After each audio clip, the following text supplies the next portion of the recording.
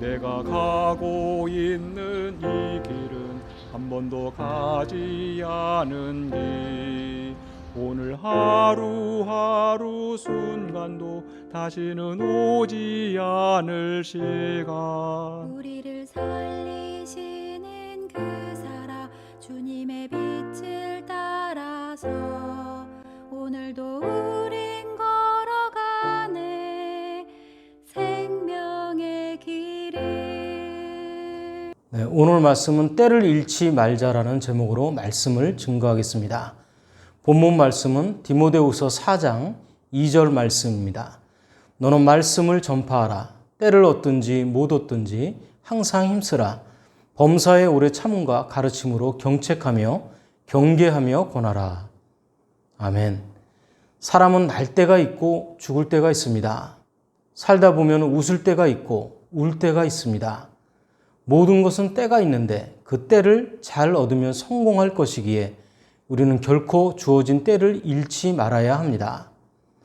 그래서 우리는 하나님이 명령하시는 그 때를 잘 깨닫고 그리스도인으로서 어떻게 살아야 하는지 말씀을 통해 살펴보도록 하겠습니다. 먼저 우리가 때를 잃지 않으려면 말씀을 전파해야 합니다.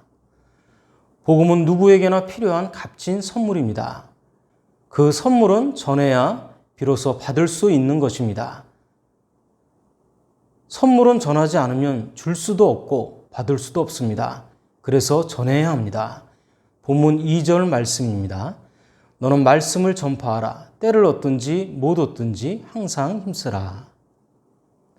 여기서 전파하라는 헬라어 퀘릭소는 대중 앞에서 선포하라는 의미로 바울은 디모데에게 그리스도 안에서 이루신 하나님의 구속 사역을 모든 사람에게 담대히 전할 것을 명령한 것입니다. 그런데 때를 못 얻든지라는 말씀은 기회가 없었다는 것이기 때문에 모순이 있습니다. 그러나 역설적으로 복음의 전파에 강렬한 의지를 가지라는 의미가 담겨져 있습니다. 예수님께서 보리떡 5개와 물고기 2마리를 가지고 기적을 베푸실 때 아무것도 없었습니다. 그때 예수님은 제자들에게 말씀하십니다. 너희가 먹을 것을 주라. 예수님께서는 제자들이 무엇을 가지고 있어서가 아니라 주려고 하는 의지를 요구하신 것입니다. 바울이 때를 얻지 못한 자에게 때를 못 얻든지 전하라고 할 때도 마찬가지입니다. 복음 전파에 대한 열의를 가지고 전하라는 것입니다. 주님이 원하시는 것은 주려고 하는 의지, 전하려고 하는 의지가 있느냐 하는 것이 중요하다는 것을 알게 하십니다. 복음은 그리스도가 십자가에 달려 돌아가심으로써 죄인이 구원을 얻게 되었다는 소식이며 또한 그리스도가 부활하심으로 우리가 영생 복락을 누리게 되었다는 소식입니다. 이는 인간의 공로가 아니라 전적으로 하나님의 은혜이며 성경의 핵심 주제이고 핵심 메시지입니다. 이것이 복음입니다. 또한 선물이기도 합니다. 에베소서 2장 4절로 8절 말씀입니다. 긍휼이 풍성하신 하나님이 우리를 사랑하신 그 큰 사랑을 인하여 허물로 죽은 우리를 그리스도와 함께 살리셨고 너희는 은혜로 구원을 받은 것이라. 또 함께 일으키사 그리스도 예수 안에서 함께 하늘에 앉히시니 이는 그리스도 예수 안에서 우리에게 자비하심으로써 그 은혜의 지극히 풍성함을 오는 여러 세대에 나타내려 하심이라. 너희는 그 은혜에 의하여 믿음으로 말미암아 구원을 받았으니 이것은 너희에게서 난 것이 아니요 하나님의 선물이라. 바울은 전한 복음에 대한 내용을 이렇게 강조합니다. 고린도전서 15장 1절로 4절 말씀입니다. 형제들아 내가 너희에게 전한 복음을 너희에게 알게 하노니 이는 너희가 받은 것이요 또 그 가운데 선 것이라. 너희가 만일 내가 전한 그 말을 굳게 지키고 헛되이 믿지 아니하였으면 그로 말미암아 구원을 받으리라. 내가 받은 것을 먼저 너희에게 전하였노니 이는 성경대로 그리스도께서 우리 죄를 위하여 죽으시고 장사 지낸 바 되셨다가 성경대로 사흘 만에 다시 살아나사. 십자가에서 죽으시고 부활하신 예수님을 믿고 우리를 구원하실 분이 예수 그리스도이시라는 사실을 믿음으로 전하는 메시지가 복음의 내용이 되는 것입니다. 하나님은 구원받을 최후의 한 사람까지 기다리시는 하늘의 아버지이십니다. 하나님은 방주에 타야 할 모든 동물들이 다 타기까지는 절대로 문을 닫지 않습니다. 그래서 방주의 문을 노아가 열었지만 방주의 문을 닫으신 분은 하나님이십니다. 바울은 길리기아 다소 사람입니다. 소아시아 지방에서 다소에 가려면 타우루스 산맥이라는 높은 산을 넘어야 합니다. 이 산은 매우 험하고 독수리 서식지이기도 합니다. 바울은 이 길을 수없이 넘어 다녔습니다. 왜냐하면 모든 사람에게 빠짐없이 복음을 전하기 위해서입니다. 복음을 전하러 루스드라라는 곳에 갔을 때에는 그 지방에서 돌에 맞았습니다. 루스드라 사람들은 바울이 돌에 맞아 죽은 줄 알고 그를 성 밖에 끌고 나가서 버렸습니다. 고린도후서 11장에서 바울이 간증한 것을 보면 옥에 갇히고 마흔에 하나 감한 매를 5번 맞았고 3번 태장을 맞았고 3번 파손당하고 강의 위험과 강도의 위험과 동족의 위험과 이방인의 위험과 시내의 위험과 광야의 위험과 바다의 위험과 거짓 형제 때문에 당한 고통과 굶고 춥고 헐벗었다고 합니다. 그러나 그 어떤 것도 복음을 전파하는데 방해가 될 수 없었습니다. 복음이 주는 기쁨과 그의 멈추지 않는 열정 때문입니다.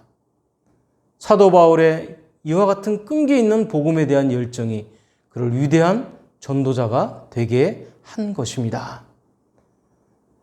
때를 얻든지 못 얻든지라고 합니다. 이것은 때를 잃지 말라는 권면입니다. 바로 지금이 가장 복음을 전파하기 좋을 때입니다. 때를 얻든지 못 얻든지라는 말은 헬라어로 유카이로스, 아카이로스입니다. 이 말씀은 내가 말씀을 전하고 싶든지 그렇지 않든지라는 뜻입니다. 또한 공동 번역 개정판 성경은 기회가 좋든지 나쁜지라고 번역했습니다.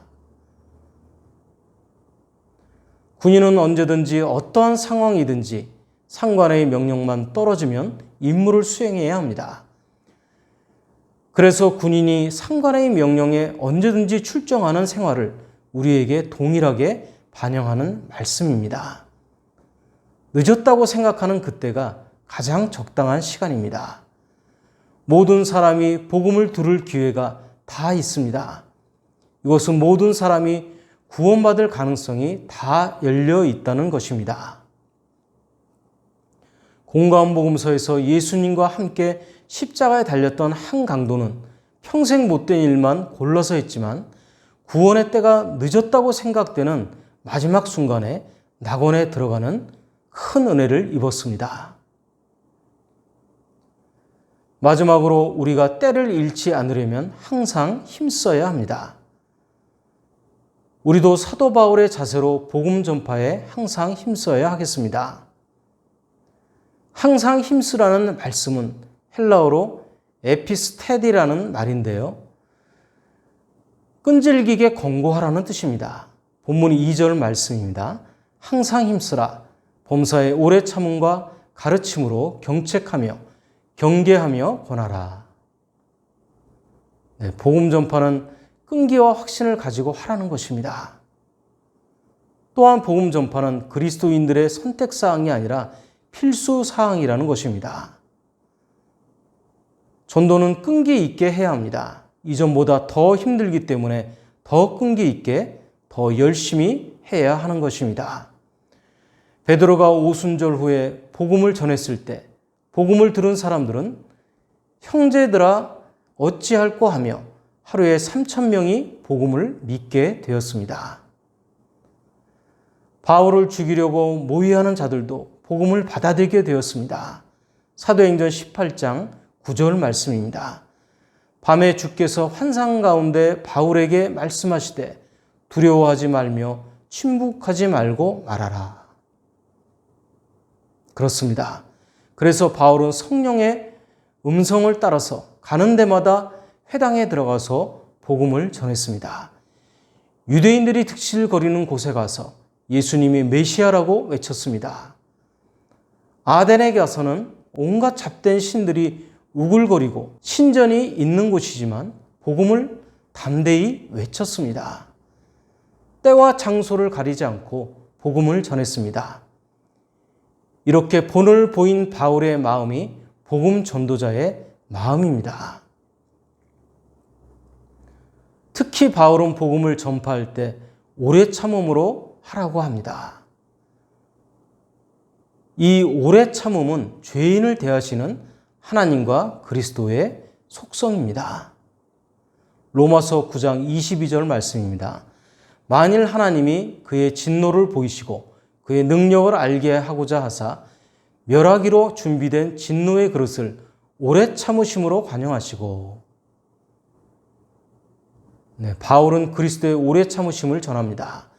디모데전서 1장 16절 말씀입니다. 그러나 내가 긍휼을 입은 까닭은 예수 그리스도께서 내게 먼저 일체 오래 참으심을 보이사 후에 주를 믿어 영생 얻는 자들에게 본이 되게 하려 하심이라. 이것이 하나님의 오래 참으심의 이유입니다.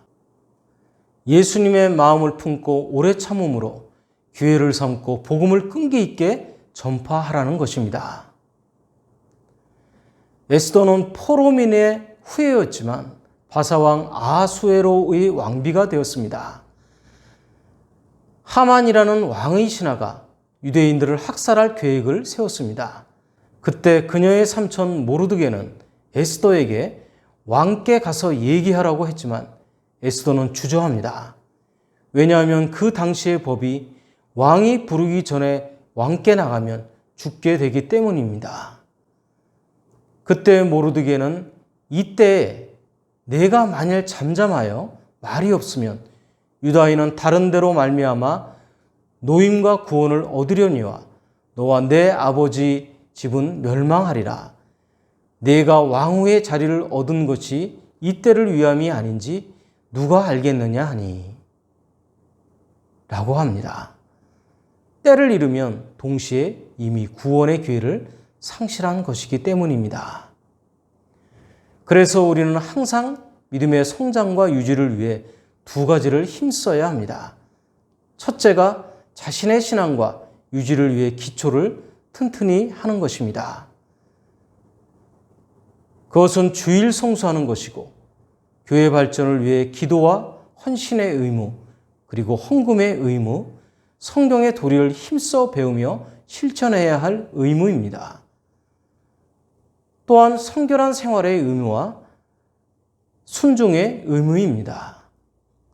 둘째는 하나님께 충성하는 것입니다. 이것은 신앙생활의 기본적인 원칙을 지키지 않는 자가 있기 때문에 권고합니다. 고린도전서 9장 27절 말씀입니다. 내가 내 몸을 쳐 복종하게 함은 내가 남에게 전파한 후에 자신이 도리어 버림을 당할까 두려워함이로다. 이웃에게 복음을 전파한 후에 도리어 자신은 버림받는 불행은 없어야 하겠습니다. 그래서 두려워해야 할 일은 복음 전파 후에 자신은 나락으로 떨어지는 것입니다. 그러므로 무엇보다 자신의 믿음을 바로 지킬 수 있도록 기본의 기초에 충실해야 하겠습니다. 마부작침이란 말이 있습니다. 도끼를 갈아 바늘을 맞는다는 뜻입니다. 아무리 어려운 일이라도 꾸준히 노력하면 이룰 수 있다는 의미입니다. 타고난 재능이 뛰어난 것은 감사한 일이지만 그 재능을 믿고 노력하지 않는다면 뛰어난 재능이 잘 발휘되지 않습니다. 우리에게는 타고난 재능 외에도 습득되는 기술이 많이 있습니다.